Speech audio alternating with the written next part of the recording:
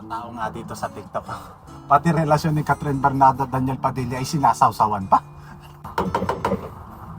Ano to, sisirain yung pintuan?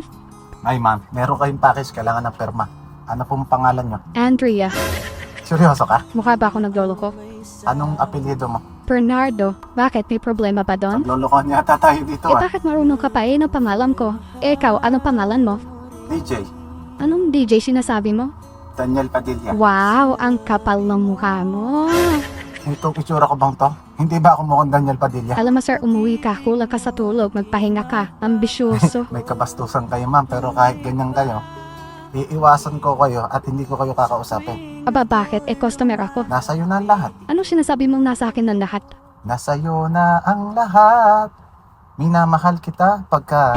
Sa'yo na ang lahat, minamahal kita pagka